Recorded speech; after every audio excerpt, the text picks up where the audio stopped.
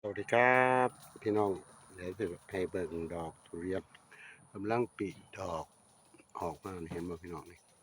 เป็นตุ่มน้อยๆน้อยๆนี่กำลังปิดดอกพี่น้องเลยช่วงนี้กำลังให้น้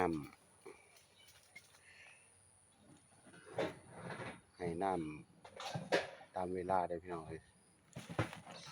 15 นาที2 วันให้น้ำทีหนึ่งเพื่อที่ว่าสีเลี้ยงต้นไปนำพี่น้องถ้าให้น้ำมากเกินไปก็จะทำให้จากดอกกลายเป็นใบพี่น้องเลยนี่กำลังปีดอกเต็มนี่อันนี้ก็คือดอกทุเรียนเด้อพี่น้องกำลังจะออกตอนนี้ให้น้ำลายบ่ได้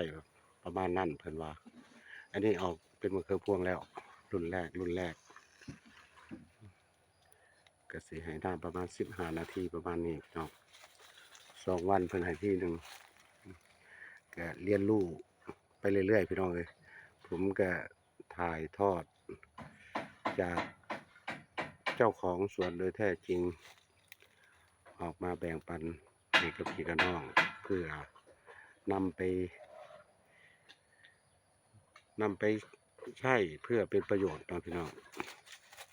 ศึกษาเป็นกรณีศึกษาเพื่อประโยชน์เนาะ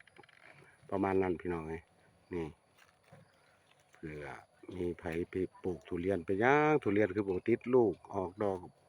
ก็ร่วงหมดประมาณนั้นหรือว่าบ่มีลูกบ่มีดอกเลยประมาณนั้นพี่น้องมันอยู่ที่การดูแลการให้น้ำเด้อพี่น้องเอ้ยช่วงดอกประมาณนี้เพิ่นก็สิให้น้ำน้อยที่สุดพี่น้องแต่ก็บ่ถึงกับว่าบ่ให้เพิ่นให้ประมาณ10 นาที15 นาที2 วันเพิ่นให้ทีหนึ่งประมาณนั้นถ้า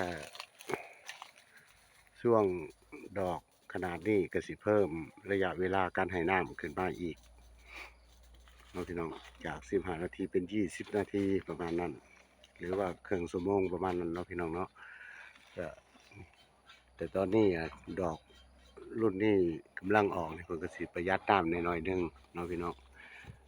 เพื่อเลี้ยงดอกพวกนี้นำเลี้ยงต้นไปนำพี่น้องแล้วก็สิ่งที่สำคัญก็ต้องให้ปุ๋ยบำรุงไปนำพี่น้องเพื่อป้องกันต้นโทรมพี่น้องโอเคพี่น้องกับประมาณนี้กับมาแบ่งปันเพื่อเป็นกรณีศึกษาให้กับทุกคนที่เริ่มปลูกใหม่เนาะพี่น้องเนาะเริ่มปลูกทุเรียนใหม่ก็สิประมาณนี้พี่น้องก็ไปวิเคราะห์แยกแยะเบิ่งพี่น้องเด้อก็ผมก็พยายามที่ว่าศึกษาหาความรู้มาแบ่งปันให้พี่ให้น้องได้ชมกันพี่น้องเนาะก็ประมาณนี้ครับก็ฝากพี่น้องกดไลค์กดแชร์กดติดตามให้หน่อยเด้อพี่น้องเลยก็